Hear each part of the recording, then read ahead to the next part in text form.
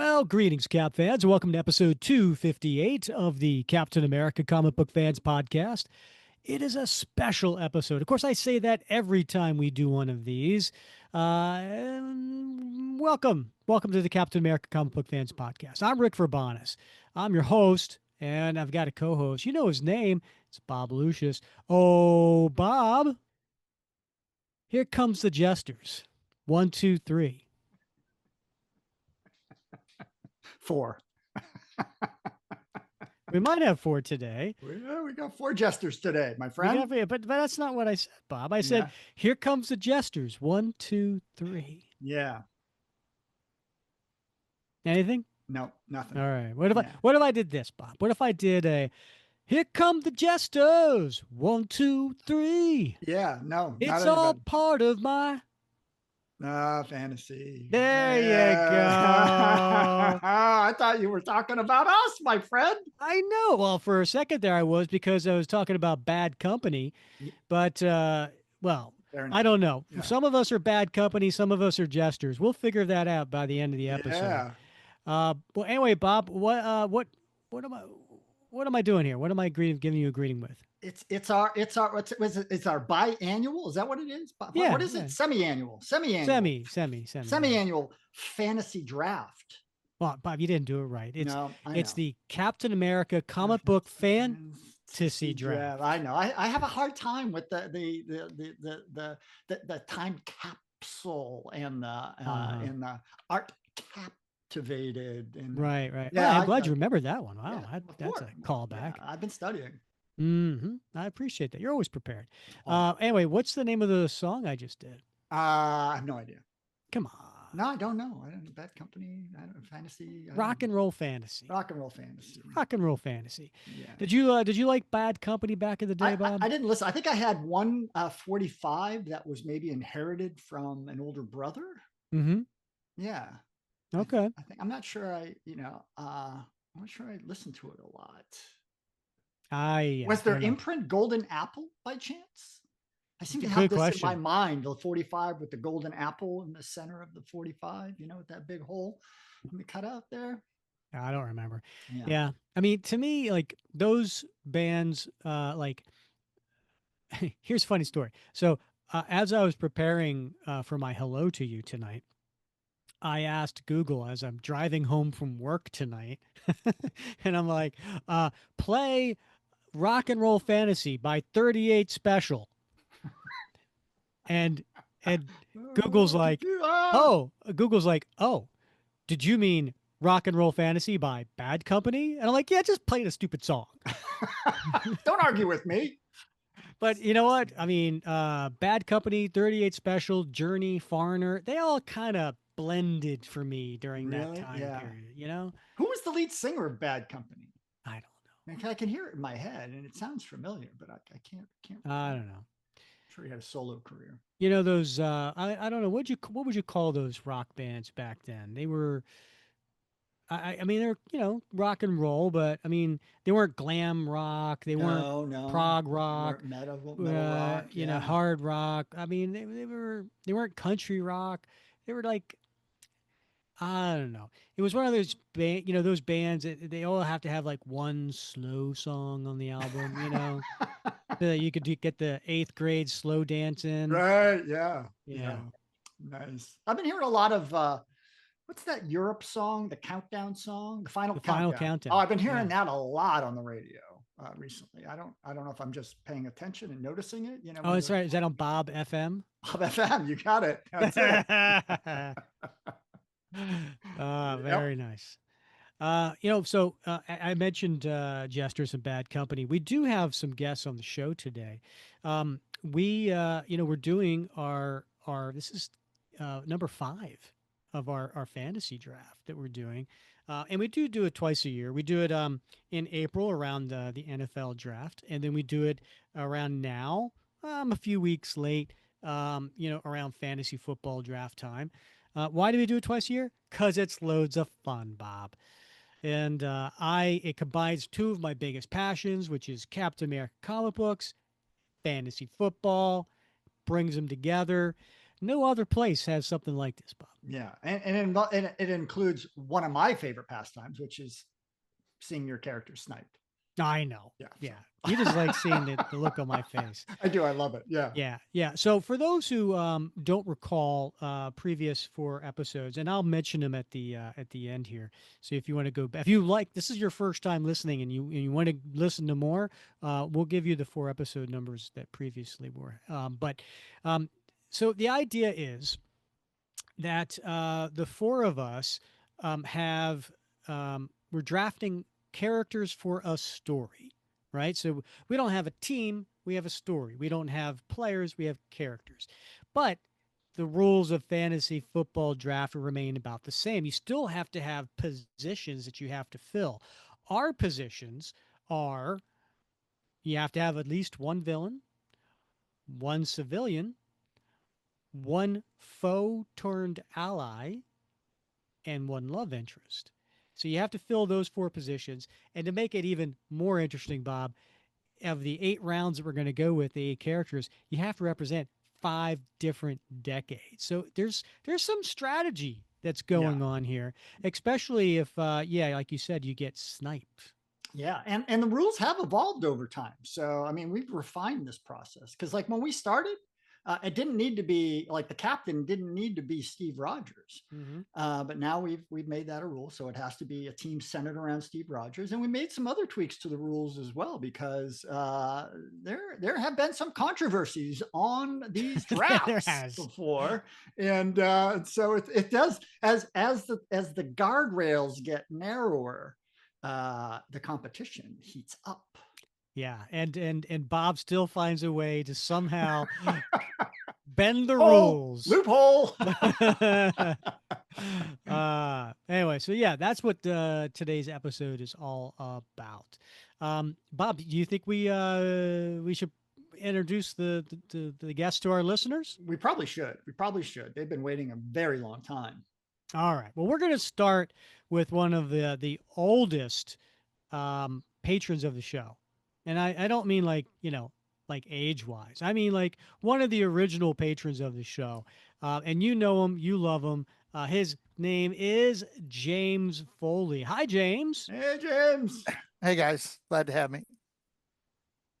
We should call him Golden Age James because he's one of the oldest patrons of the show. Maybe. James, you first iTunes review. Right. There you go. Yeah. You know, we got to have you back on the show. For those who aren't familiar with James, you can go way back to episode 25 and hear his backstory. That was the first time he was on the show, and he talked about how he became a Cap fan and how his favorite moment as an adolescent was seeing Vagabond flip over Nomad. Yes, I think you're right. Did I remember that right? Yep. That was a good one.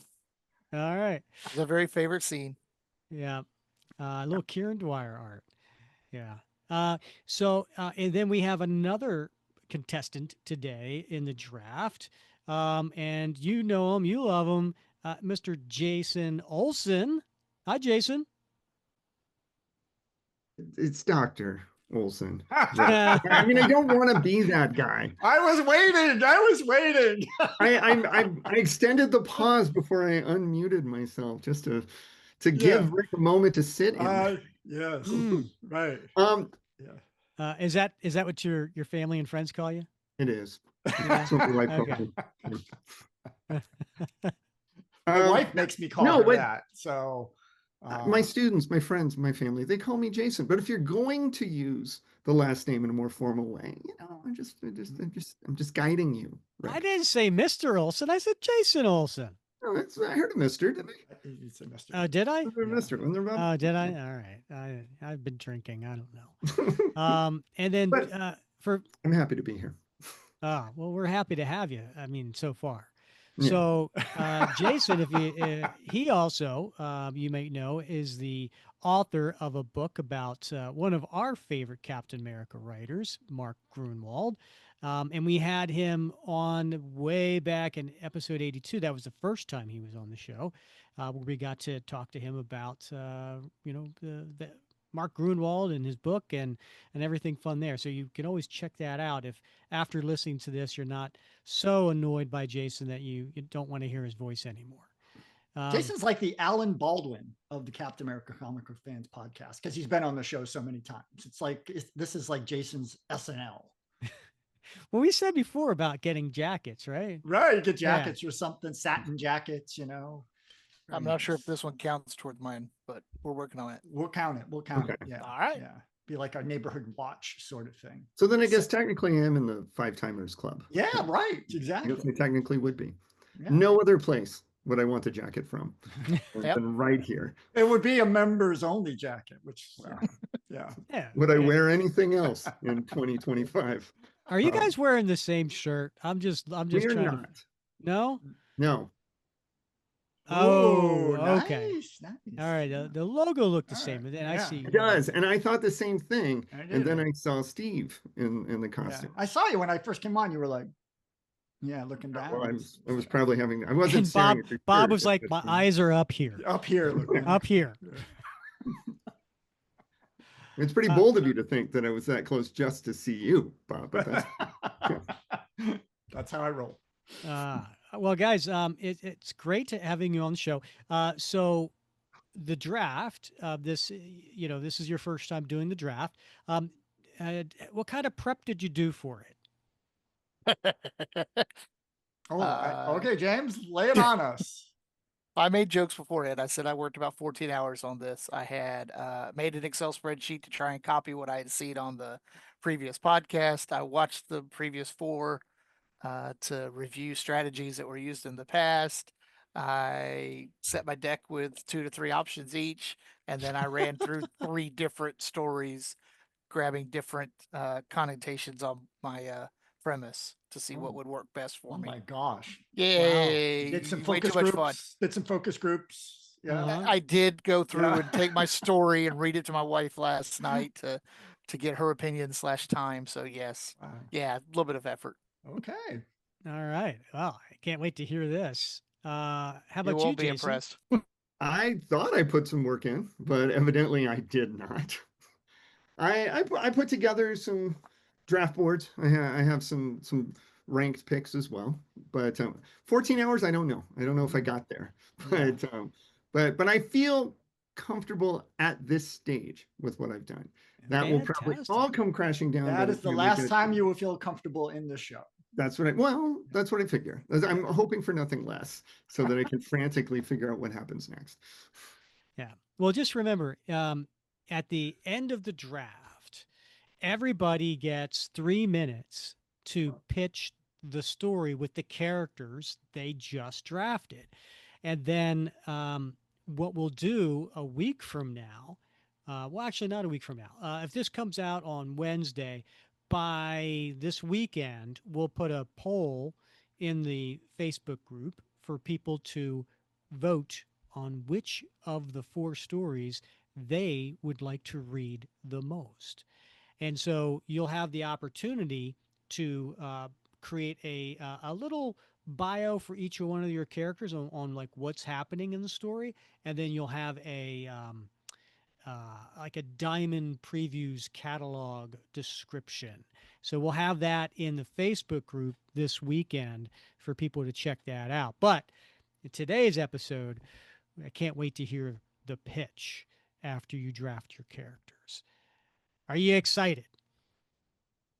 Let's do this thing. You know, Jason gave a thumbs up, which goes really well in audio. Podcasts. I answer with mute on. It's okay. All right. Very prepared, James and I, for this. We are not the seasoned experts that y'all are. The 14 hours that James put in and the effort I put in did not actually involve doing a podcast at all. We forgot about that part of it. That 15 hours of prep time. Good. Yeah. All right. I was literally putting this together on the drive home from work today. So we'll see how this goes. And we all know how well Bob prepares. You got it. Yeah. That's why they make lunch hour. Exactly. All right, Bob, you're going to be the timekeeper again. I Would you am. like to? Okay. Yep, And ready how to go? much time we each get? Each pick we get up to 2 minutes, apparently. 2 minutes. Yeah. All right. And then what we'll do is we'll take a little pause after the fourth round, which will be halftime, and I'll give a recap of everybody's picks so that we can see which characters that you have filled in on the requirements. Again, one villain, one civilian, one foe turned ally, former foe turned ally, and one love interest. And all the time representing 5 different decades. And the decades are based on their first appearance in the comics. All right. Bob, one last question. What's a civilian? Well, to me, it's everybody but me.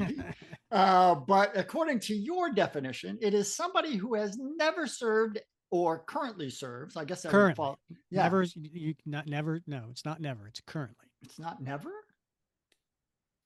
Because we argued about this with Betty Ross. Mm-hmm. No, you got.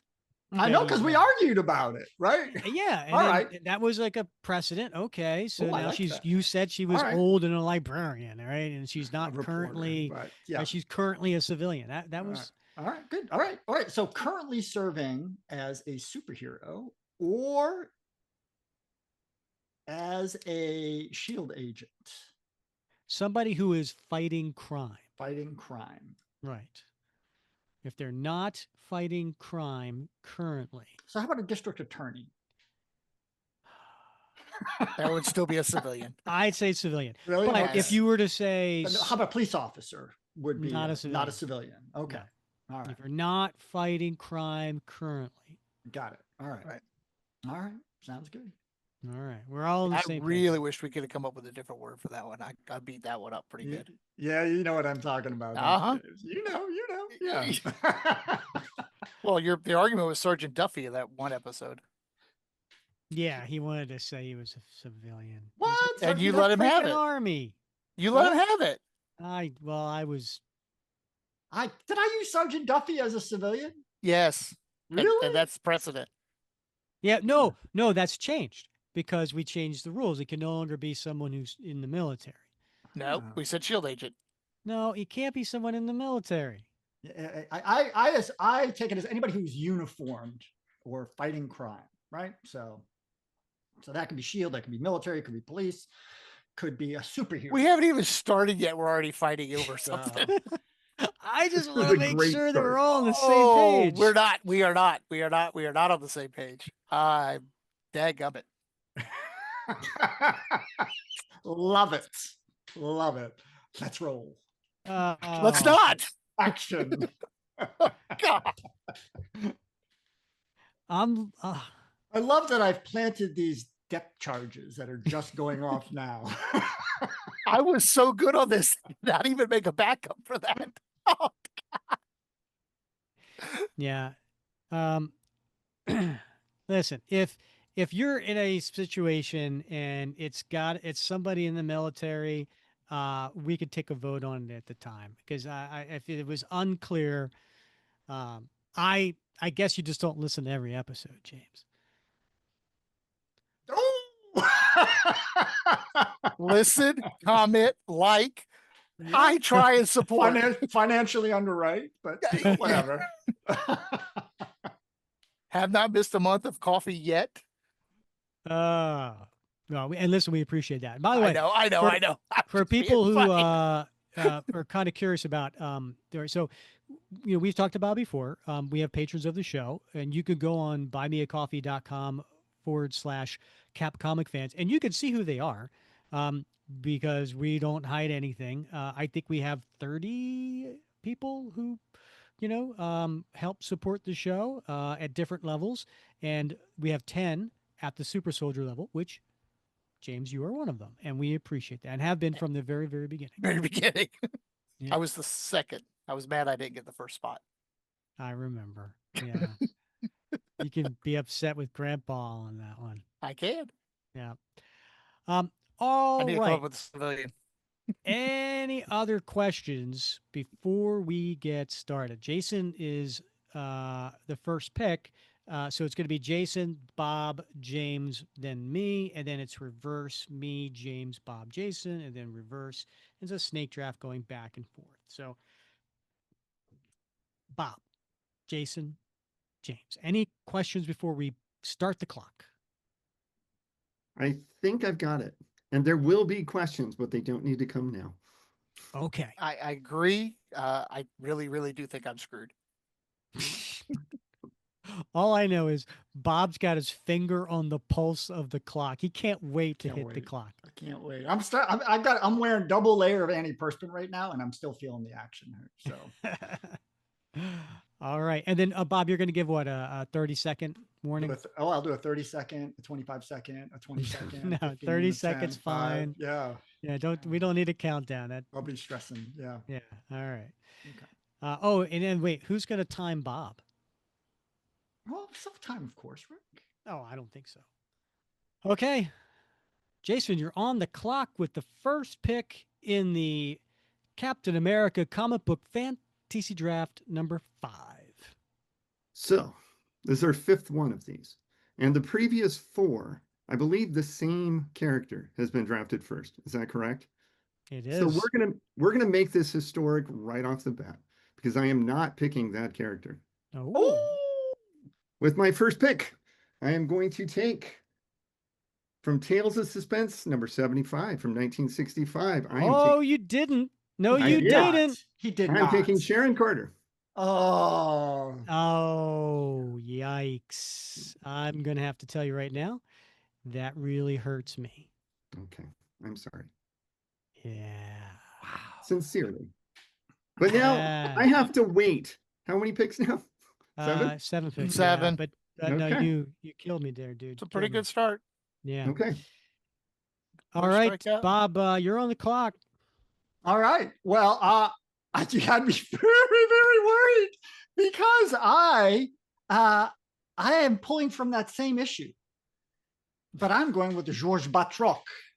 Oh, you did that? Oh, wow. So I was stressing there for a good 30 seconds, my friend. You really kind of had me going because I really need that character. So he's my villain, and I got to have him. So thank you for picking Sharon. At least I put a little fear in you. I feel good about that. You did put a little bit, yeah. I felt a little twinge. And both of those were 1966. Oh, was it 66? Okay. All right, James, I think that means you're on the clock. Excellent. I'm feeling Vagabond. I'm feeling in that time frame. Vagabond would not be great, but the one that knocks out both lover and foe to ally and has been the best lover of all times. For my friend Tom, my first pick will be Rachel Diamondback. Oh, you guys are killing me. First appeared in Captain America 310 in, was that 1985? All right. Rick, it's your turn. Right. No, hold on. I'm also the guy who's putting all these things in a chart for everybody. Fine. I just need a few seconds to do that, please. We could just not start your clock yet. Would you like me to talk some more? I can. Okay. That was the only one I was stressing until we came up with this new rule change. The first pick's a tough pick, because if you're it was this night. Yeah, it's if you've got a fulcrum character that everything revolves around. She's actually almost a throwaway, but I'm not going to talk about that. You just did it out of spite? No, I needed a lover. I need a foe turned ally. It works out well. Oh, you get to double dip? Hold on. Yes. Dude, we've double dipped forever. Every time. Really? You can yes. Oh my gosh, I wasn't aware of that. I didn't know we double dipped. This is Pretty what I sure that was what Tom was the most excited about in all of it. Interesting. All right, I have you guys all put into the charts. So, you can start the clock on me. All right. All right. So, I got to cross off on my list here. Rachel and Sharon. Yeah, just cross them off my list. So I've got to go with and I'm giving myself a little bit of time here so that I can put it in the chart and not waste everybody's time. But in fantasy football, what happens is there is a break, right? Everybody's getting running backs and wide receivers, and all of a sudden somebody gets the quarterback, and then there's a run on quarterbacks because all know the good quarterbacks are going away, and if I don't get my quarterback now, I'm screwed. So I got to get my love interest, and I'm getting Bernie Rosenthal, representing the 1980s. She came out in 1980, and she not only is my love interest, but she's also a civilian. So Bernie Rosenthal is the pick. Back We're on the going to clock. start round 2. Right. This is the part where it gets interesting.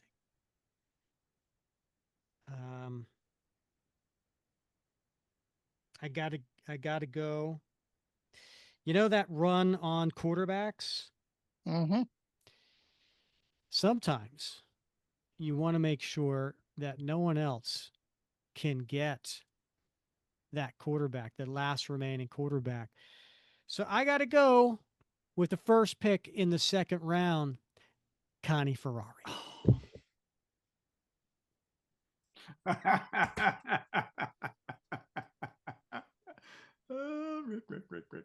Rick. All right. Okay. So that's Sharon Carter, Diamondback, Bernie, and Connie all off the board. Okay. James, you're on the clock. Oh, whoops. I'm sitting here looking for somebody. Oh, what do I want? What do I want? Let's go with Namor from Marvel Comics. Marvel. Why am I feeling a blank all of a sudden? Marvel Comics, number 1. Yeah, from 1939. Okay. All right. So where are you putting him under? I had him down as a foe turned ally, but I've got Diamondback already there. But yeah, he's an ally. Okay. All right. Well, I'll just put him underneath foe turned ally. And then, I mean, it doesn't matter. You can have him. It doesn't. Yep. I just didn't know if he was your villain. That was he is not my villain. Question. Okay. I could not use the Submariner as the villain. That would not be okay. All right. So Namor. Just for the record, I'm upset now. I'm just letting you know, James. Why? No, I haven't expressed any sniping to this point, but I just want you to know, James, I am now. So good work. Yo, Namor. Really? That's an interesting one to be sniped so early. That was not one I was that stressed about. I have to admit, I was very much considering Namor. I had him and I scratched him off. He was a backup for me, but I considered Namor. So well, I have scratched him off now. Bob, you're on the clock. All right. Well, I am going to go with a civilian, and I am going with Arnie Roth from Captain America 268 with a cover date of January 1982.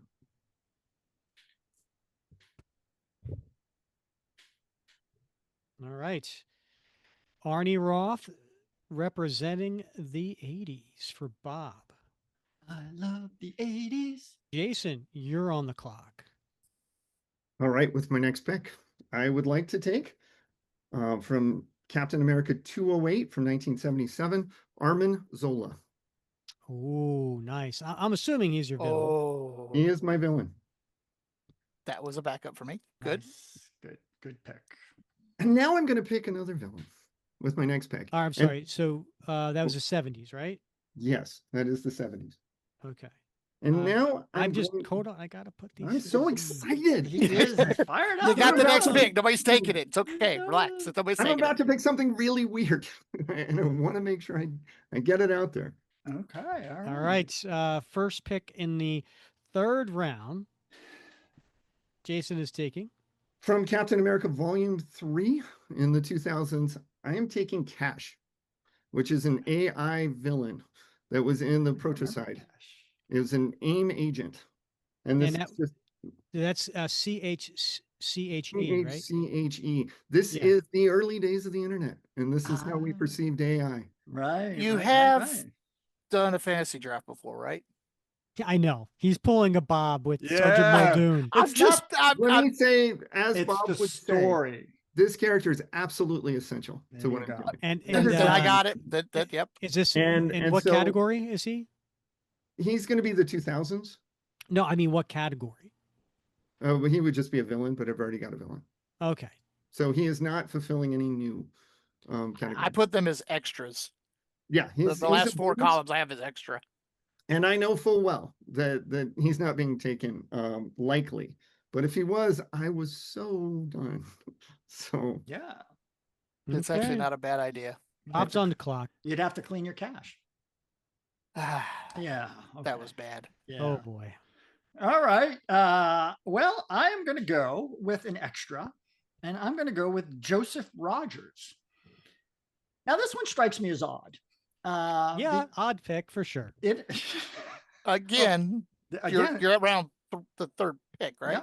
There's a method to my madness. Okay. And, you know how central he was in Volume 7 in the Remender run. So how could I not use him? Sure. I have a question. Where does he represent? He represents, according to the website? Comic book reading order. Yeah.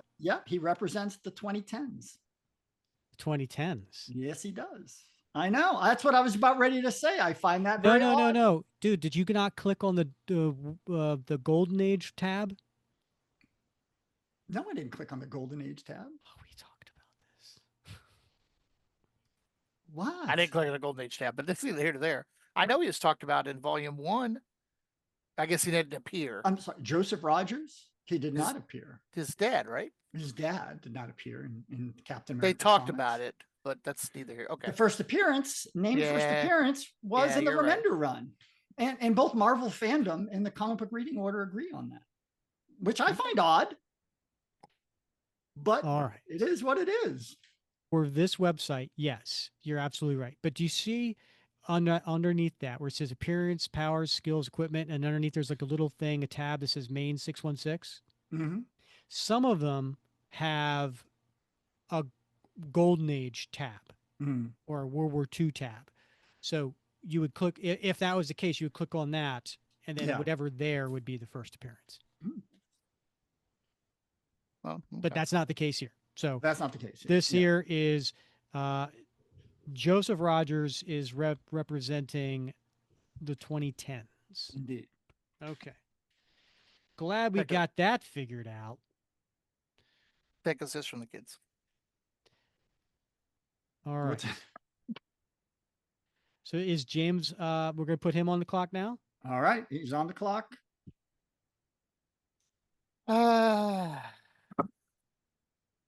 Because it's important to the story, I will go with my villain, who I don't think would have gotten picked at all, but it is what it is. From 1963, I found him in Tales of Suspense number 58. And if that doesn't count, he is in Captain America Sentinel of Liberty number 5, the Chameleon. Oh, very nice. All right. This is where I realize I don't know how to spell chameleon. CHAMELEON. I had that. CHAMELEON. Yeah, I had that. All right. It didn't look right to me. And that is, I'm sorry, you said the 60s, right? He is 1963. First appeared in Amazing Spider-Man, but his Captain America appearance was Tales of Suspense 58. If that counts. Tales of Suspense counts. But Tales of Suspense 58 is before Steve Rogers starts in Tales of Suspense in 59.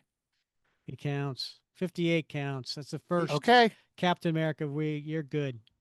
You're absolutely good. Then I could have done something different, but that's okay. All right. Rick's being generous because he doesn't have that character.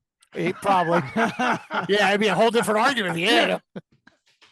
You did get me a little bit worried when you said your villain and you were going in the 60s, because most of the villains are in the 60s. I know, but I'm pulling this guy. Okay. He is going to be my villain. I don't think any of you guys are going to pick him, but he's very, very, very much essential to my story. And that is Ultron. I did not see that one coming. And which comic book did he? I love Captain that. America? That was a good one, Bob. That was a good one. Did you guys get the reference? Nope. What did he say? From Age of Ultron? From the movie. Okay. I didn't see that coming. No. Oh, all right. I think there's 2 listeners who got that. Quicksilver. I got it. I'm not a listener today. I'm much more interested in where he appeared in Captain America. I am too. Yeah. You know what? That was a tough one. So I will tell you right now, I was in my car coming up with this story and everything pivoted around this character. And then I was like, wait a minute. I know he's fought him plenty of times. And I know, a ton of times. And lots of Avengers comics. Yeah. And then I was like, they don't count. What if he doesn't appear in any of the Captain America stories? And then I get to Ultron character and there's 5 pages and I go through all 5 pages and it was until I get to the last page and Captain America Sam Wilson 23 in 2017 he appeared. Oh yeah. The only Captain America title he appeared in. Wow. All right. All right. So that was the end of round 3. I guess we are going to keep this moving. I'm going to go with another pivotal character. And this one is going to be a foe turned ally. Mm-hmm. And he also represents the 60s, which doesn't help me because I already had Ultron in the 60s. But this was an important character. And I am putting him in here. You guys would never pick him. But again, pivotal to the story. It is going to be Bruce Banner, a.k.a. the Hulk. Okay. And that is my former foe turned ally. Nice. Considered Banner. Nice. Did you know? I did, actually. Yeah. All right. James, you're on the clock. All right. So let's go ahead and start our fight. For my civilian from 1997, Captain America Comics Volume 3, Issue number 2, Lieutenant Commander Rebecca Houston, the XO of the Mackenzie in the comic book where Captain America's on a submarine. What? She's your civilian? That's what I wanted. All right. Wasn't she like a baddie? She was the XO. She was the one that was running around with Cap and was going to go down with the ship. Oh, yeah. That's when they were fighting Hydras on the ship. All right. Yeah. She was awesome. That was a good he ended up having to save her and eject out of the torpedo tube with her and all kinds of other things that don't happen on submarines. And you would know, James, having served on a submarine. Most important character of all for my story. Wow. Okay. Is it really the only civilian in your story? Yes. All right. Based on vocation, based on premise of the story, which I don't really want to give away at the 4 point, but I'm okay with that. It's a base, so everybody's another sailor, or yeah. All right. So I went back and I looked at the email and I said civilian definition: someone that is not actively fighting crime in any way, in parentheses, with powers or as an agent of S.H.I.E.L.D., for example. I got you. So S.H.I.E.L.D. wasn't like the only definition. It was an example.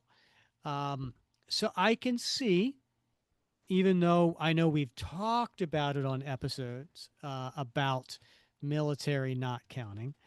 I am curious, though. When I used Duffy, was he retired? Yeah, I think so. I think so. And your story is retired. That is why I considered him a civilian. He can't be retired. And not military. Yeah, because I would not have. I can't imagine myself saying that a military person was a civilian. It stuck in my craw like you wouldn't believe, but but it was because he was retired that he was now in that. I'm retired. I'm still not a civilian, but I got it. But so what are you saying, Bob?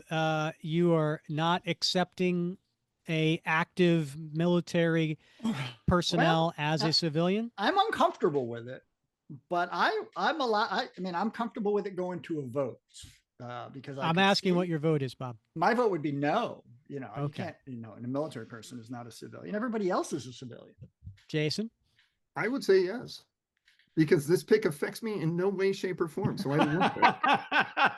Jason. I think in this world, when we think of civilians, I think it's in the rules as SHIELD as being a good example. But SHIELD is a high-powered agency specifically designed to fight like supernatural threats and to fight. That's not no, I disagree. They are there to fight any kind of threat. But it turns out that way. They get referred. If you look at it, Ed Brubaker's run, that's true. The SHIELD agents, like they're fighting, crime as far as like, that's activities and things like that. Look, to me, they're military. I am comfortable having said at this point to all our listeners that anybody who is in the military or former military who is offended by James Foley calling, what's her name? Rebecca. All right. I'll concede the point. I'll concede the point. I'll concede the point. As a civilian, please, feel free not to vote for James. Thank you. Direct all comments to James Foley. And my support of James was purely self-serving. And I need everyone to know that too. I rescind her as a civilian. All right. Extra. Okay. So but you can still pick her.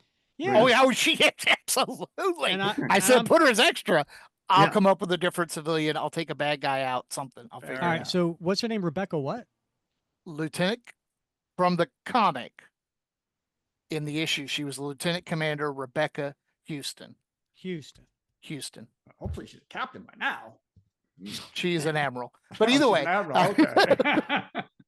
All right. Pivotal to my story. Lieutenant Commander. LCDR. All right. I apologize for my ignorance in the terminology. In the comic, she was an 04. Okay. I am all right. You, Rick. And she represents what year? I don't understand either. 1990. 1997, the 90s. 90s. All right. So, wow. They're so collegial compared to earlier shows, right? I mean, everybody just wants to get along. It's the argument of the civilian, Bob. I was against it myself from the get-go. I just like with this. You'll see it in the story. I'm just going to throw somebody in as a one-off. Bob, you're on the clock. Oh, all right. Well, then I'm going to have to go, Rick, with my love interest, which, of course, will have to be Cynthia Glass. Oh, God. Yeah, right? Right, from the 1990s. So there you have it. Everybody loves Cynthia Glass from The Adventures of Captain America, right? But also... I love the way to Kevin McGuire. Of course you did, sure. But reaffirmed as his first love in the Steve Rogers Super Soldier series. So debatable. Yes. All right. All right. And Jason, you're on the clock. I'm going to pick my villain turned ally. So my foe turned ally, debuting in 1968, Avengers 57. I'm going to take the Vision. Ooh, nice. Nice. I like that. Okay. So we are at halftime. Great. Yeah, we are at halftime. So I am going to show my screen so that you guys can, I don't know, take a screenshot. All right. So on the left-hand side, we have the picks. So we went Sharon Carter, Batroc, Diamondback, Bernie Rosenthal. So 3 love interests in the first 4 picks. Then in the second round, we start with a love interest, Connie Ferrari, and then Namor, Arnie Roth, Arnim Zola. Third round, Cash. Maybe a little too early, just saying. Joseph Rogers, maybe a little early. Chameleon, maybe a little early. Ultron, could be a little early. I think round 3, I think we all went a little early. But apparently, they're all pivotal to our stories. Indeed. And then round 4, we had Bruce Banner, Lieutenant Commander Rebecca Houston, Cynthia Glass, and Vision. Again, I think 4 characters, probably pivotal, but a little early. I'm surprised by rounds 3 and 4. What do you guys think so far? I think there are some pretty big characters that are still on the board. I think I admire any writer who is worth his or her salt, their salt, if they can make a compelling story from obscure characters.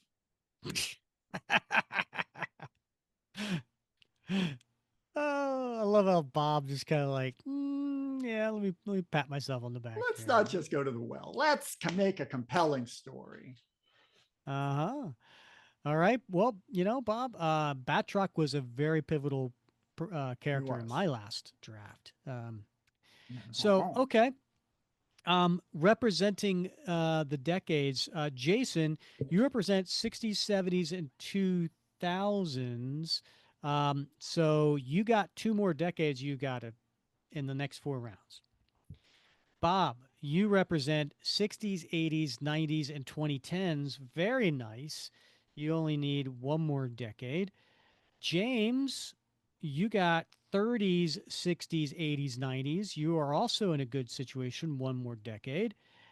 And then me, I have the 60s, 80s, and 90s. I'm in the same boat as Jason. I need 2 more decades to represent. Are we good?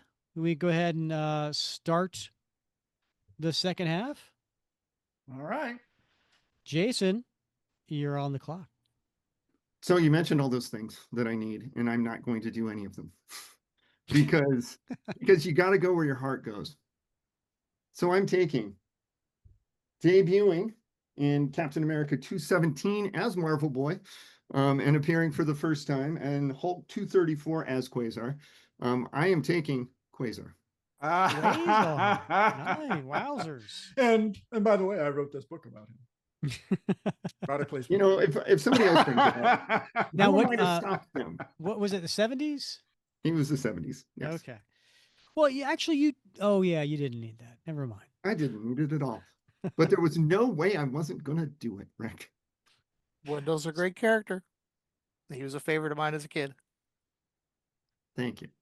Like I had anything to do with him, but I've spent a lot of time with him lately. So I'm excited to have him in this story too. Very nice. Good. All right, Bob, you're on the clock. All right. Well, if I have Joseph, I have to have Sarah Rogers, right? So from Captain America 255 with a cover date of March 1981, joining her husband, dear Joseph, the parents of Steve Rogers. Definitely got to be part of my story. Yeah, that was the 80s, right? Yes. Okay. Well, you already had the 80s, so and you already had a civilian, but that's okay. Yeah. You're doing well. All right. You like what you like. James, you're on the clock. Still doing research. I'm not kidding. I need 1 more decade, so let's go ahead and knock out the 70s. And you do need a civilian, by the way. I know. Thank you. For my 5th round pick, I will take 1979. First appeared in Master of Kung Fu. Okay. Zeron, the Weapons Master. What? Now, hold on. I just want to say, when I picked Zeron, was it last? Yeah, last draft. Everybody was like, who? You made him cool again, right? Apparently. He has been one of my favorites since I was a kid. He was in West Coast Avengers 10, and I was all for that. I was trying to figure out if it was Batroc Brigade went as a package deal, but you actually went character by character last time. So I figured out I had to actually break that down. Yeah. There's no package deals. I was trying. You can't draft 2 characters for one. Three. I know, but I mean, Bob would have gotten Joseph and Sarah Rogers in one pick. Yeah, but I have to admit, I did consider Jacques Duquesne. So he was. Just saying. Yeah. All right. Nicely done, Zoran. Can't wait to see how this works out. All right. I'm on the clock. You are. I need another decade. I'm going to have to go with the 70s. Bob, you know her. You love her. She debuted in Captain America 237. Do you want to build a snowman? It's Anna Kappelbaum. Oh, I was going to pick her. No, you weren't. No, I wasn't. But it'd be right up my style. Be my style, though, wouldn't it? It really would. It would. Yeah. It really would. So yeah, I got Kappelbaum, and she came out in 1979. I think that's the episode that for those in real time, like Jason and James, it comes out tonight. So there we go. Anna Kappelbaum. Nice. Thank you. All right. I kick off the first pick in round 6. Am I on the clock yet? You are. Okay. I know how I'm going to represent my 5th decade. The question is, what the hell? You know what I'm going to do? Jason had said before, there's still some big names on the board. You know? There's a lot of big names on the board. It really is. There's hundreds of big names on the board. I mean, the first pick in the draft the last 4 years is still just hanging out there. Right. Right? Yeah. I gotta go with Bucky Winter Soldier. There you have it. There you have it. I mean, like, let's make this fun. Yeah. Right? So sure. Why not? Right? Yeah. So that's Go the ahead. Get the ash vote. Go ahead. I mean, we could put this underneath foe turned ally. We could, ally turned foe turned ally. Sure, okay. Yeah, right, whatever. But you know, he represents the 40s. So I now have all 5 of my decades. Okay. And I have all my categories filled too. Woo. I'm now everything's just icing for me. Is it? Yeah. Okay. James, you're on the clock.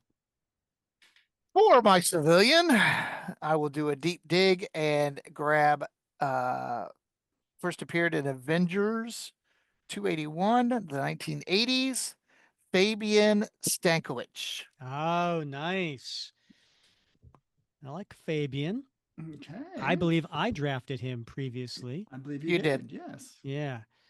I'm just going to go Fabian S. I think we all can figure out who that is. Is he a civilian? Don't you start. It's a valid point. He is. No, he is absolutely. Avengers. He's an He supports staff. He could be a foe turned ally too, right? In a really stretch. Sure. Wow. It depends. But I don't care. He's my civilian. Hold on. I'm going to pull a Bob here. Oh, my God. With the Betsy Ross. What is, in your story, what is Fabian's current role? Yeah. Inventor. Then I would say he's not a civilian. He gave you an opening. Yeah, that's fine. I really am not going to fight you on this, James. Can I go for a vote? Can I get a vote? Oh, that's a tough one. I mean, if he's inventing to what? Stop crime? Is he working for the Avengers? Nope, he is not. He's on his own? He's a civilian contractor for the United States Navy. Civilian contractor. He said the word civilian, didn't he? I would go with you on that one, James. I would vote for that. Because all right, let's do it. Fabian is a civilian. In your story. Yes. In your story. Or I could just put scientist X. I don't care. I just need a scientist. Maybe a scientist. What was he? Ever The called? 80s? And was I'm he 80? 81. 80. And I'm editing the story as we speak. So Okay. So the Mecha Marauder is a civilian. Gotcha.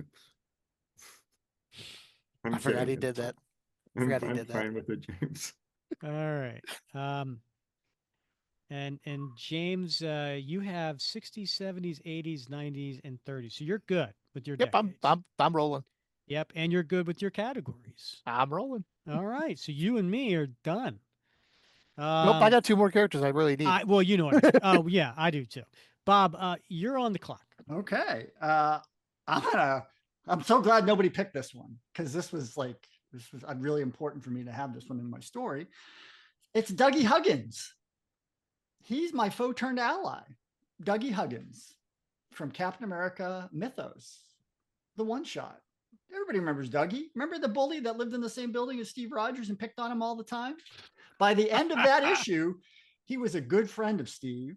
Cap had awarded him a Medal of Valor, and Steve Rogers had dinner with him every year at the 11th Infantry annual event.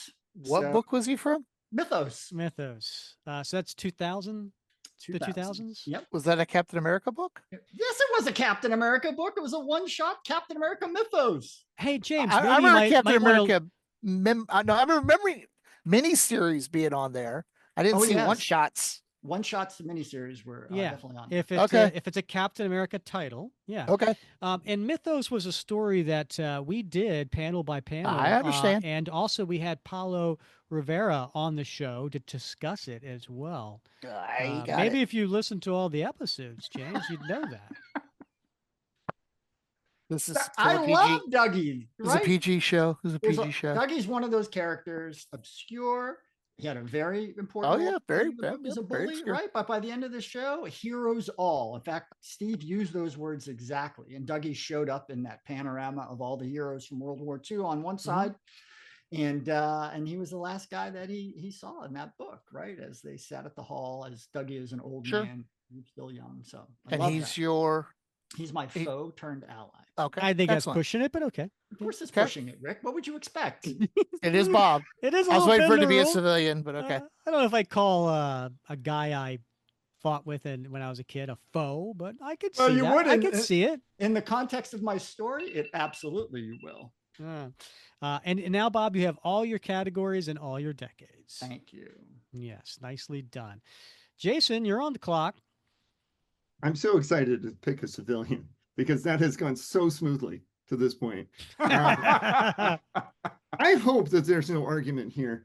I'm taking David Weintraub, who is Cap's friend from his art class starting in Sentinel of Liberty #1. Okay. David W., and that was that's the 2020s, right? That's 2020s. Wow.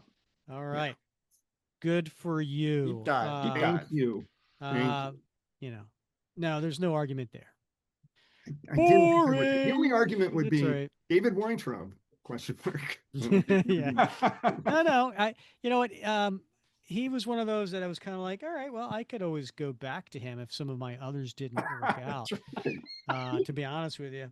Cap thinks that he knows stuff about computers, and that's good enough for me.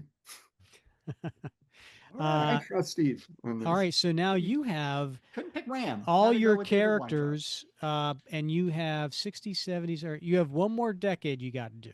I think the 80s would be a good decade to check off here. Yeah, but it's your pick. And I'm going to take the Eel, who debuted in Power Man and Iron Fist, but has appeared as part of all sorts of serpenty things. Serpenty things, yeah. Which doesn't make any sense. The eel's not a serpent. It doesn't. I know. What 80s you said? Yes. Okay. All right. So now you've got you're done. Okay. You've got them all, and that was your first pick in the 7th round. All right, Bob, you're on the clock. All right, I'm gonna blow your mind. You haven't already? You have. I mean, you're really? not even gonna see this one. All right, we've had Joseph Rogers, Sarah Rogers, Cynthia Glass, and Dougie Huggins.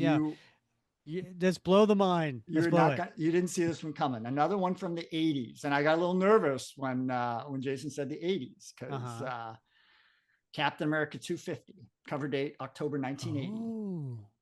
Edna Crossley. Edna, the teacher. The teacher. Edna. You didn't know you didn't think I'd know that. Oh, I knew you'd know that. We talked about her in our show, right? Yeah. Yeah, we covered this issue. Right? I'm sorry, Edna Crossley. Crossley. How do you spell that? Crossley. All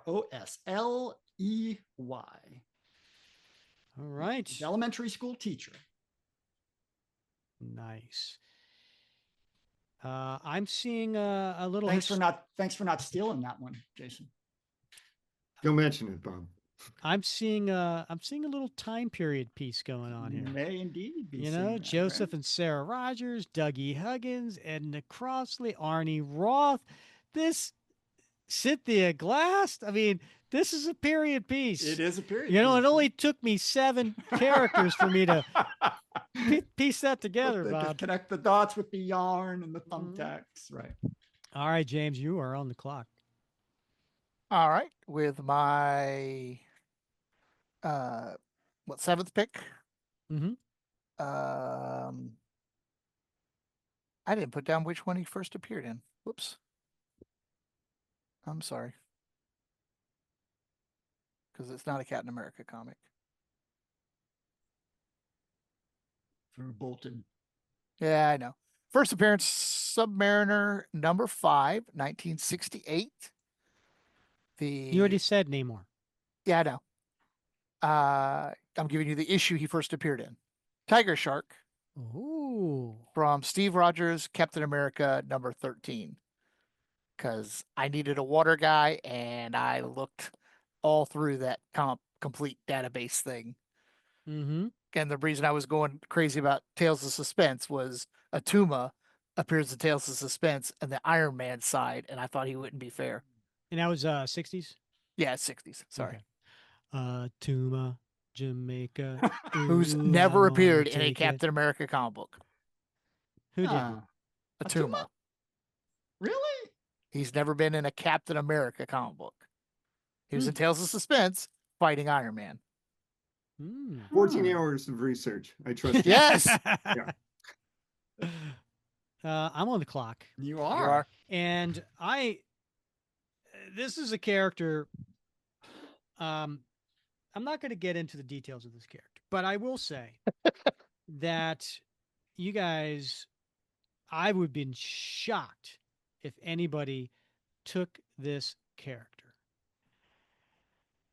Whew, I have to create a new space. I don't even have enough space in my love interest for her. Wow. I have to actually shift the Excel just so I can create a whole nother category for her. My third love interest is Dr. Rosa Rogers. Who? Drawn a blank. Avengers Twilight. Wow. Not a Captain America comic? It's amazing. Yes. Oh. Avengers Twilight? Oh, James. Just because we talked about it, no. I don't know about that one, Rick. It's an Avengers title. Exactly. It's an Avengers title, but the whole story is based on Steve Rogers. So's Avengers Masters of Evil versus Zemo when he takes over the mansion. Oh, I disagree on that. That's an Avengers story that has all of the different characters that show. This story focuses on Steve Rogers. We had Chip Zdarsky on here. He talked about because you put him on the book or the show doesn't make sense. He talked about the fact that it was he wanted to create a Steve Rogers story, and this is what he created. I am deeply uncomfortable, but you didn't steal Edna, so I'm almost willing to let this slide. It was a Steve Rogers centric book. There's no doubt about that. So I can't argue with the fact that Rick claims that it was Steve Rogers who was the central character. The other ones were really bit players. Iron Man, Thor showed up late. Hulk showed up late, right? A bunch of new He's characters. the commish. That's fine. So I have to go with it. Jason? I'll allow it. Again, for completely self-serving reasons. Yeah. I feel like I need to get allies for what my last pick is going to be. Absolutely could have done my other story. Okay. Okay. There's a Rogers. Nice. I can't wait to see how this one comes together. Oh, yeah. Me too. Yeah. Steve Rogers, polygamist. All right. Yeah. We thought he was Roman Catholic. He's really Mormon. Yeah, there you go. Very nice. All right, for my last pick, put me on the clock, Bob. I might need a second here. All right.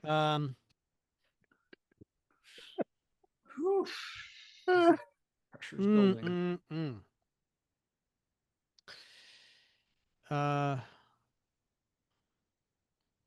I have to do a little research on this one and pull up Captain America 237, which was the one that actually we just did, Bob. And it really inspired me. As you saw, I had Anna Koppelbaum, right? Yeah, right. Yeah. I'm going to have to go with my last pick. And this is, well, you know what? The hell with it. Do it. I'm going crazy here. We said caution to the wind. We said there were big names still on the board. Yeah. Oh yeah. Big names. Huge. I'm going to have to go with the 1970s. Not that I need another decade. But this person is really, really pivotal and important in Steve Rogers' life. Please be Doughboy. Sam Wilson. Sam Wilson. That was my second choice. Yeah. Second guess. All right. Sam Wilson. I feel like I got some steals here. You did. You did. Yeah. You got some. Sam usually goes late. All right, James, you're on the clock. Oh, I don't know if I can get my last one or not. We'll see.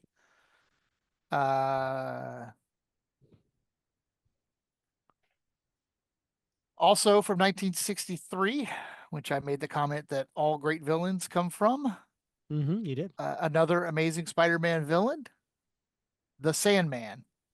Wow. In Captain America Comics 385. Wow. I love how he puts and this is the issue that Captain America issue he appeared in. They're obscure characters. You said we need to have it. I love that. Thank you for doing that. Told you I put the research into it. Yeah. I love how you were just like, I think were you the same one who was like, wait a minute. When did Ultron appear? Yes. Yeah. I had the one Cap comic. So kudos to that you. That was Tiger Shark. I went through page by page by page to get that. Wow. You got some interesting villains. I like your villains. That makes sense. Bob, you're on the clock. All right. Pick. My last character. And again, I'm glad nobody's. And you need 2 more decades, Bob. I do not need 2 more decades. Nice try, though. But I'll have an extra one here because I cannot be satisfied without a Golden Age character. So I am going with Washington Whitewash Carver Jones. Now his first appearance was in Young Allies #1, but his first appearance with Captain America was in Captain America Comics #5. And that was with the cover date of August 1941. Washington Jones. Washington Jones. Retired as a colonel from the U.S. Air Force. Retired as a colonel. Yes. And your story, is he still in the military? He's not in the military at all. Okay. Yeah. All right. He's one of those little kid Sentinels of Liberty. Nice. All right, Jason, you started us off with Sharon Carter sniping for me, which I still haven't forgiven, and then now you get to end the draft. Okay. Who's your pick? I've got some questions first. Bob, is he on the clock? Can I pick a character who on the clock. has not appeared in a Captain America comic but will? The cover is out there. It has a release date later this year. It's out there. Can we do that? Oh, I do like a Red Widow or something? Hasn't been published yet. Yeah, it doesn't have a cover date, does it? Did we say it had to be published? Did we use that word? Could we therefore use Tom's comic? I Is that in the mail yet? What's that? I'm not in charge of that. It has a November. When's it supposed to be out? 2025. Publication date of January 26th. All right. So has this character is a previously existing character? Yes. Okay. But it has not appeared in any Captain America comic. It appeared Just tell us the character. We'll let you know. It's a xenomorph. Huh? Oh, yeah, an alien. Yes. So pick a skull. I don't want a scroll. I want a xenomorph. He wants a xenomorph. He wants to ride the wave of the popularity of the new show. I get it. So it says must have appeared in a Captain America series in the email. Oh, that is past. Okay. James with the technicality. Yeah. I would have let you have it, James, just because there's no impact on me. But I might have too, because I just want to see the story. Well, I mean, if there's a vote, then. But I think James has a good point. There you have it. James just picked up the what would Cap do coin and started reciting characteristics, integrity, and so on. Normally, Rick, I think we should let him have it, but in the interest of ramping up the tension, I say no. That is fine. But I want everyone to know when the votes come out, I tried to get a xenomorph in this story. I tried. I will take first appearing in Iron Man 278 and appearing in Cap 399, Shatteraxe. What? Shatteraxe. Shatteraxe? The Kree alien. Oh, you wanted an alien. Yeah. Is that shatter like SHATTER? Axe. Yeah. Axe. One word, two words? Like the body spray? One word. Huh? One word. One word. Shatteraxe. All right. Yes. I think you stumped me. What Cap comic was he in? He's during the Operation Galactic Storm. So when every possible Kree warrior and Shi'ar warrior appears, Shatteraxe is one of those. And that so he's what category would you put him in? I would put him in villain, but I don't need any categories at this point. But you don't, but I have to put it somewhere. He's an 80s character and he's a villain. Mm-hmm. Well, congratulations, everybody. Wow. That was a fun draft. Lots of surprises, lots of characters. I don't think our listeners even know who they are. Yeah. We had some... Or one of the hosts. It's true. Yeah. We also had some great value in the second half of the draft. Wow. All right, let's just go through this. I'll share my screen again. All right. So Bob, well, actually, we'll go Jason. Jason was first. Jason has Sharon Carter, Arnim Zola, Cash. I'm pausing for people to do a Google search on that. Vision, Quasar, David W., Eel, and Shatteraxe. I gotta say, first two picks started strong. Very, very strong. The rest, interesting. Very interesting. I can't wait to hear the story. I can't wait to hear the story. Interesting. You know? I want to hear the pitch. Bob, second pick of the draft, he went Batroc, which we all know means that is a very pivotal character in his story. Arnie Roth, Joseph Rogers, Cynthia Glass, Sarah Rogers, Dougie Huggins, Edna Krausley, Washington Jones.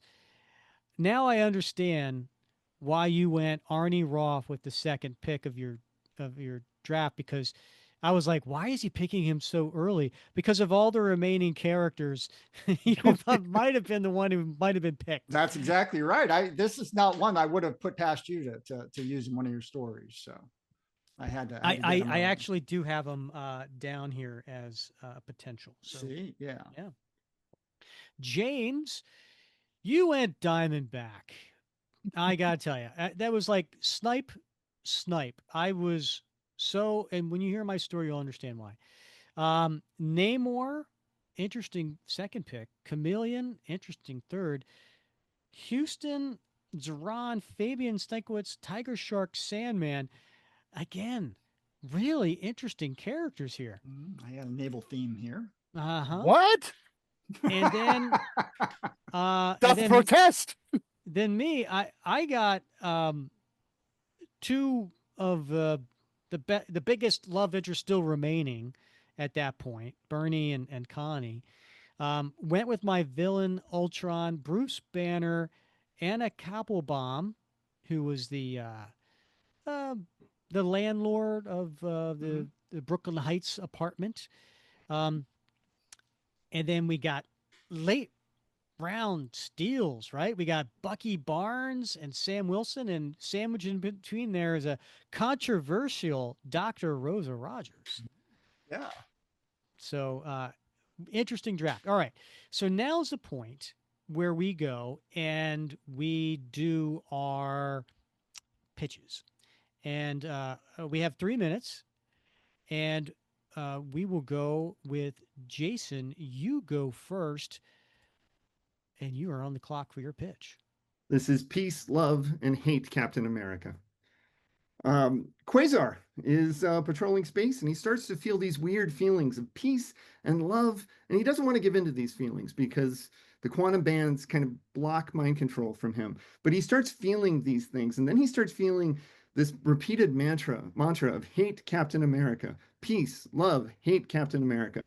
Quasar flies off. He doesn't know what's going on. He's kind of in a panic. As he's flying toward Earth to try to get to Cap, he gets stopped by Shatterax. They have a fight in space. Quasar is completely weirded out by all of this, gets by him, and is on his way to Earth. On Earth, Cap and Sharon are fighting the eel.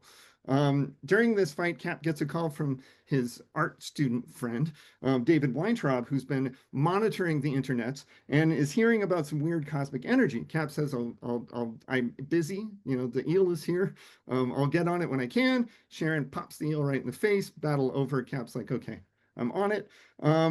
Quasar is on his way. Sharon and Cap check things out. Cap receives a call from Vision about hearing these words also emanating from space. So Cap is really kind of wondering what's going on at this point. Quasar arrives, tells Cap what he felt. Quasar marked the location in space where the signal was the strongest with his quantum bands, and Sharon and Cap and Quasar fly off to figure out what's going on. They arrive on what seems like a seemingly peaceful planet that Quasar has no idea about, did not see this planet ever before. Sharon complains about these messages and how annoying they are. Quasar makes a headband to help her repeal the brain activity and fight the mind control of this. The peaceful citizens on this planet start to grow angry when they see Cap. Cap and his team start defending themselves. But then Armin Zola shows up and reveals himself as the force behind the voices. And Armin Zola has made his way to space to try to take over in a new way. He created this faux peace to make these people more vulnerable for this little bit of hatred that he has planted in there. But Zola is told by Cap that you couldn't have done this alone. This is too big an operation, even for you. And Zola concedes and says, yes, and the rest, my ally is underfoot. Cash is the AI generated being who created a body on Earth, was sent off into space, and has now created a planet of himself as the new villain here. So Cash is the literal planet that they're on. Big battles. They fight Zola. Shatterax comes back. He's controlled by all this too. Quasar, Cap, they all fight. We fight Zola. We find out that they battle Zola. They defeat him. Quasar starts taking the residents of the planet away as Cap fights the planet. There are earthquakes, there are trees, everything is fighting him. Quasar is taking away these people who've been influenced to get to another planet. Sharon and Cap fight. Sharon tells Zemo that he will die if Cash destroys himself. And so Zola, in a complete act of self-preservation, merges back with Cash into one body. The planet explodes. Quasar gets back to save everybody.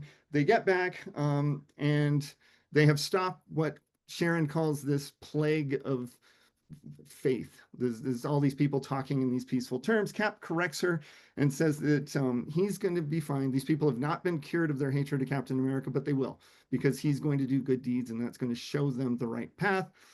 She still calls this a virus and a plague, and he says that faith is never a plague. It's never a virus. These are things that we can do. Everybody is confident. Cap is confident these people will find their way because faith helps you find a way. And that's my story. I like it. Yeah. Very nice. I think with the where I liked it is that, you know, it's a whole thing about love and faith, and, you know, that's what wins at the end of the day. Mm-hmm. Well, I wanted Sharon in there because I think Sharon's cynicism was really important to me, to contrast with Cap's optimism in these points. And then I needed some cosmic characters that kind of got in there too. So I had a whole underwater part also, James, but Vision replaced that very, very quickly. But 3 minutes isn't that long, even when you talk as fast as I do. So I'm a little lame. I love the cosmic feel to it, right? And I think it has a certain flavor to it that I think, you know, fans of the 80s, early 90s would really appreciate. So I like it, and I love that the whole Arnim Zola in a selfless act of self-preservation. I love that bit because it reminds me a lot of your willingness to let James slide on a couple of his picks. So very, very nice. Very nice. But I would definitely read it, Jason, because absolutely it sings to me a little bit. Thank you. Yeah, I love the underlying theme.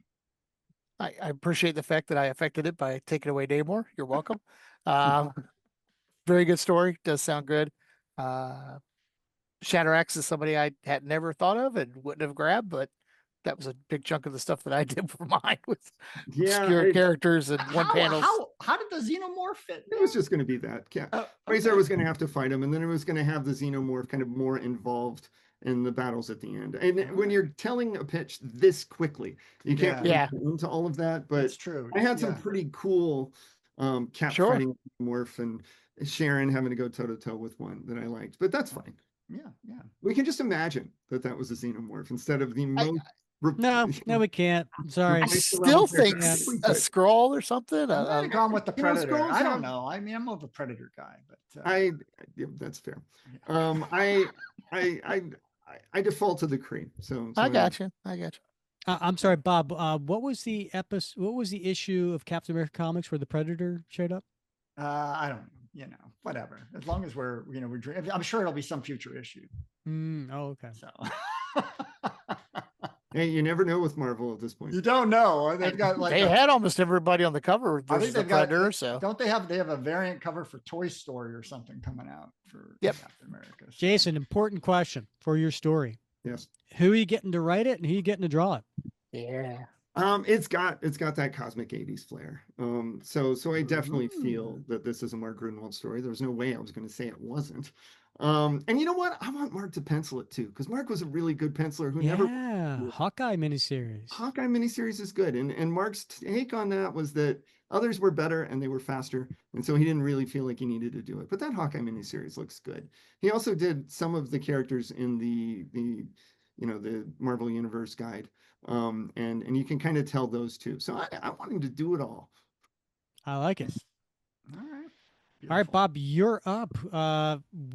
Let's hear your pitch for your story. I can't wait to hear this one. All right. I'm hearing it takes place in the 90s, right? Yeah, absolutely. So, Rick, actually, you inspired this story. So about a week and a half ago, you made a post about the challenge coin. You put it in the Captain America Facebook, and it got me thinking. And so I was inspired by that. And I wanted to do a story that was built around the challenge coin. And in particular about the characteristics of Captain America, Steve Rogers, that are listed on the challenge coin. So that's what it's about. It's about the formative influences on young Steve Rogers, because we often think that, heroes are born that way, and often they're made. I have a background in social psychology, so I'm really interested in how people are I learn from social exemplars and models, just this idea of vicarious learning. So I wanted to also build a little bit on that Captain America 443 when Steve has that short conversation with Batroc. And so I have built on that a little bit. So as the story opens, we've already sort of entered the engagement between Batroc and Captain America.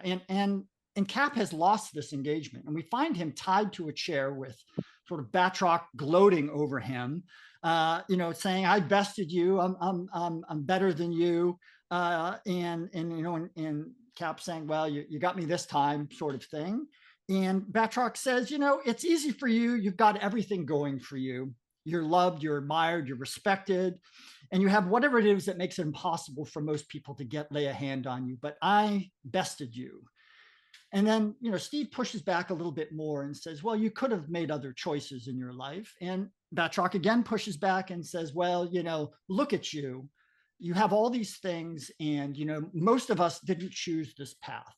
And this is when Steve takes the opportunity to sort of lecture Batroc. And he does this in the form of several flashback stories that talks about the fact that, he wasn't born a hero.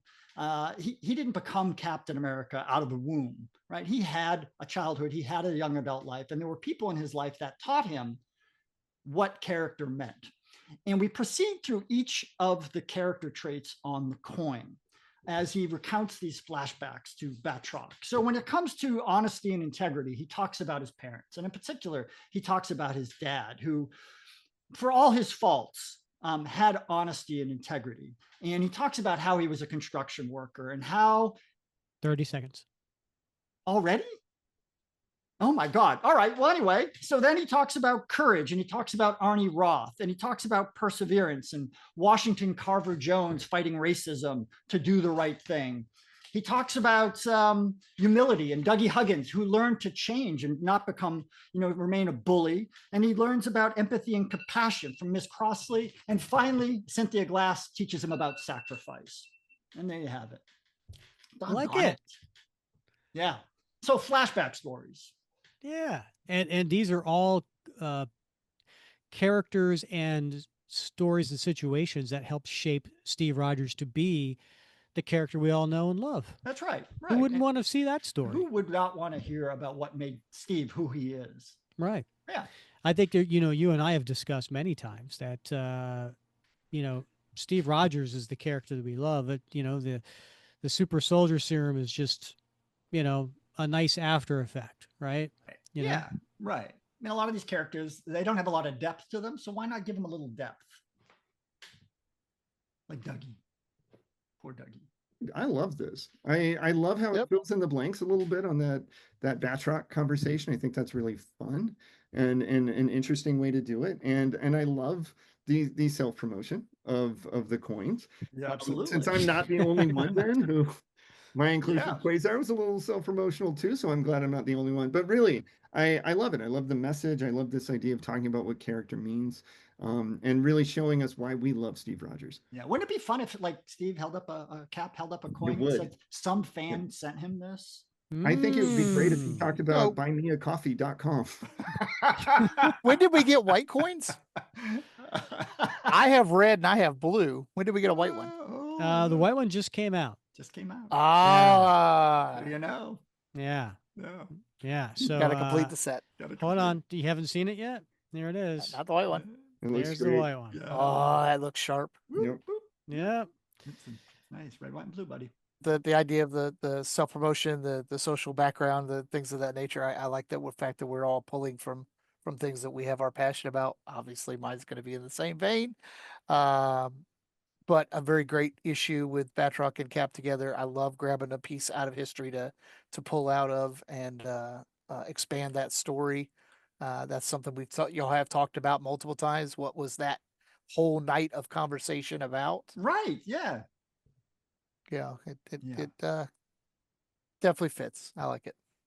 And who would be the writer and illustrator for your story? I would definitely want it to be illustrated by Paulo Jenkins and written by Roger Stern, because I loved what they did together on the 70th anniversary Young Allies special. So Paulo Jenkins? I'm Paulo Rivera. Okay. Yeah, I'm sorry. Yeah, Paulo Rivera and Roger Stern. So my backup would have been John Jenkins because I liked how they worked together on Mythos. And so, gotcha. Paul Jenkins was the writer on Mythos. Yes, Paulo Rivera. Gotcha. But Paulo did the art for the 70th anniversary issue, and Roger was the writer. What I really wanted to do was a Magneto story, but I couldn't get enough characters to make it work. There's something I may bounce off Rick and discuss as an opportunity to talk through it, but with his history and some of the things he's done to submarines, there's a great story there that hasn't ever been touched. Right. Mm-hmm. Last but not least, I'm sure, and I know we've all been waiting to hear this pitch. What do you got for us, buddy? All right. So I hope you like a dark story, something that has a lot of heaviness to it as far as really impactful things happen in this story. So essentially, we start off with Steve Rogers in his Brooklyn Heights apartment with his love, Bernie Rosenthal. And also there is Anna Kappelbaum. And they're just, the three of them were sitting in Steve's apartment and having a good time chatting. And out of nowhere, busts in Ultron. And Ultron comes in and immediately starts to fight Steve Rogers. They take the fight out of the apartment, but ultimately what happens is the apartment blows up with Bernie and Anna in it, perishing. Move towards the next chapter, and we have Steve Rogers with Sam Wilson. They're just buddies hanging out on a night, just friends, not in their civilian identity. Ultron shows up, attacks both of them, kills Sam Wilson. Next chapter, Steve Rogers is with his love, Connie Ferrari, in a civilian identity. Ultron shows up, kills Connie before Steve can do anything to stop it. And then next chapter, Steve is just hanging out with his bud Bucky. And out of nowhere, Ultron comes in, they fight, and Ultron kills Bucky. This all happens over and over and over. So Steve feels like Ultron has been plaguing him his entire life, killing the loved ones closest to him. He can never understand why. And then we go further into time, and Steve Rogers is older. And now we get to the time of the story of Avengers Twilight. And it turns out Ultron has not been the villain behind the story the entire time. Who has programmed Ultron to go through a circuitry over the course of these decades has been Bruce Banner. Bruce Banner, it turns out, when they say Bruce Banner died and Hulk was reigned the same, no, they managed, Red Skull figured out, and Ultron figured out how to separate the two. And this put a living hell for Bruce Banner, so he wanted to get revenge on this. But how did he do it? And it wasn't until Dr. Rosa Rogers realized that Steve Rogers was better when he was without any civilians in his life. When he was Captain America and devoted to being Captain America, he was on top of things and stopped bad things from happening. But when he was distracted in his life, she realized that he was not able to stop horrible things from happening to the rest of the world. So they decided the best thing to do was to go back and to periodically make sure that Steve had no loved ones in his life. But it doesn't end horribly. Steve has remained positive. Steve has remained true to the fact that he knows and he loves his friends and his family, and that he is not going to let this stop him. And he confronts Rosa at the very end, and I'll have to let you know how it ends from there. I know my time's up. He kills her. No, he doesn't. Now, at some point, does a bat fly through the window and he decides to don a cape and a cowl? No. Okay. That's not in there. No. Sorry. Wow, that is dark, Rick. It is. Yeah. So you think the entire story that Ultron is the villain, but it turns out that it was Steve's allies and loved ones who were in their deranged mind felt like this was the best thing for the world, was Steve Rogers not having any civilian identity but be Captain America. And then what Steve does at the end with Rosa to kind of show that no, love does conquer all. So I like it. I love it. He's going back in time, like they're going back and basically altering Steve's life, right? They're going back through time through Ultron. Through Ultron. So kind of like I think of it as a time virus that Bruce Banner develops to go back and to make changes in history. It has a little multiverse feel to it, right? Where it does. It's kind of like a what if issue. Yeah. Days of Future Past. Yeah. I love it. You get Chip Zdarsky and Daniel Acuna, the ones who did Avengers Twilight, to come back and do it because they had that dark kind of feel to it. Yeah. But again, just like Avengers Twilight ended on a positive note, my story will as well. So, do they actually die? Yeah, this is like kind of like a what if story. Okay. I didn't know if they were pruning it before it happened. Yeah, I mean, in Avengers Twilight, it's actually Earth 24-331. Right. It's not the 616. Right. Yeah. So anything can happen in this story. Right. Okay. I like it. Nicely done. I would read it. And I would say to Rick, hey, we should cover that on the show. Panel by panel. To say once he goes through and publishes it. I know it's a really cool story. I mean, it's so all the way that you're pitching it. I'm like, I don't know where this is going. And I really like that aspect of it, is that you really had me hooked pretty early on this one. Mm-hmm. And there was an unpredictability that I thought was really compelling. And I still don't fully know what happened because you didn't finish it in the pitch, which I respect. And I think that's really cool.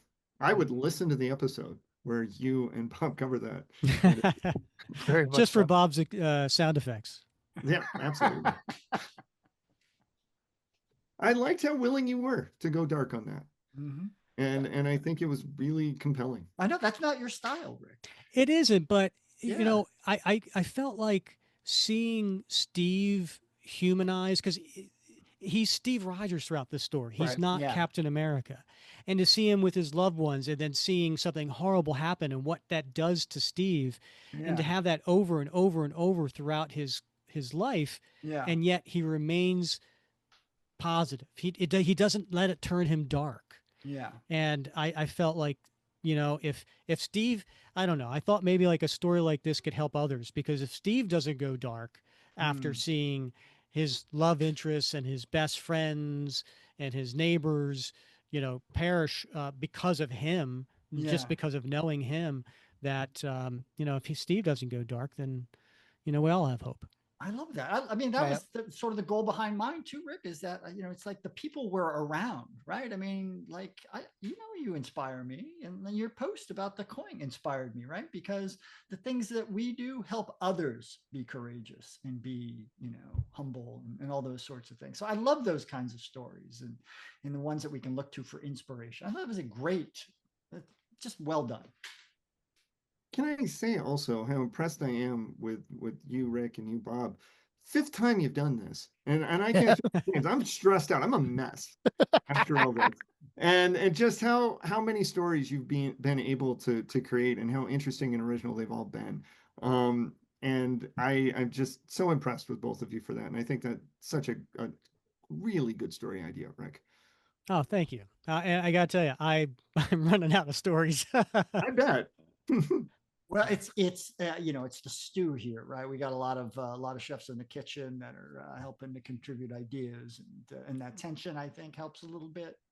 So it's good. We got, bringing in experts like Jason and James helps, ramp up the demand on us to sort of step up the game a little bit. You guys got 6 months for the next one too, so you could start stewing on something. I know we'll start thinking about that probably, what, Rick?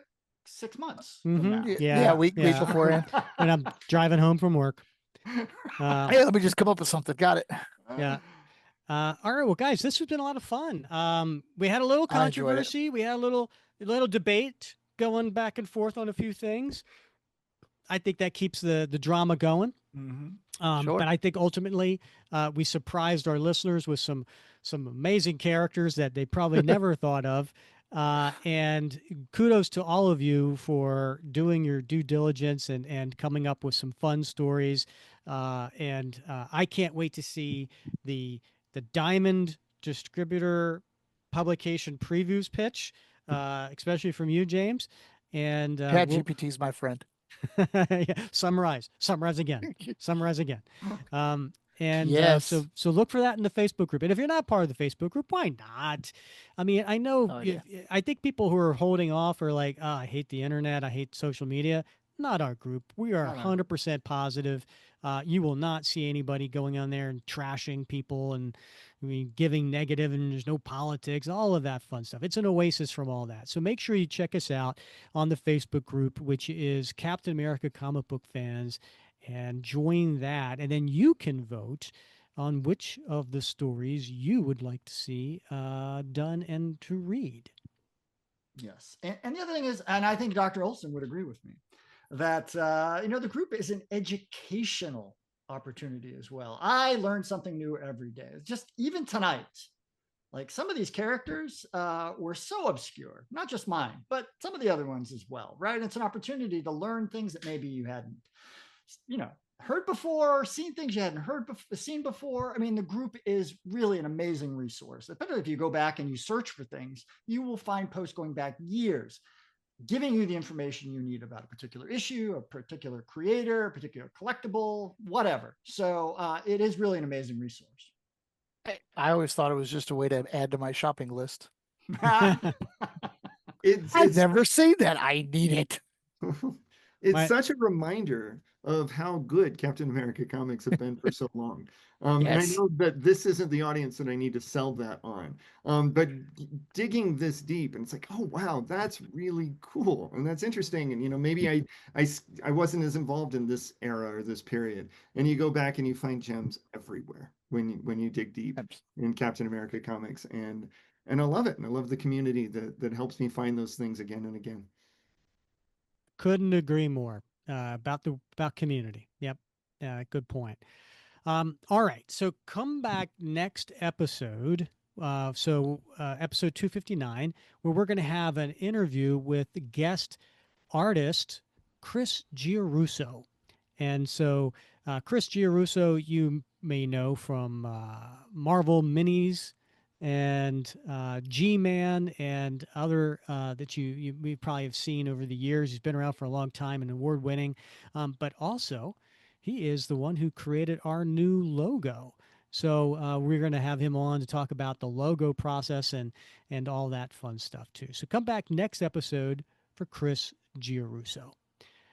All right, Bob, any final words? Nope. I cannot wait till next week, Rick. All right. Well, for James Foley, Jason Olsen, Bob Lucius, I'm Rick Verbanis, and we appreciate you listening to another episode of the Captain America Comic Book Fans Podcast.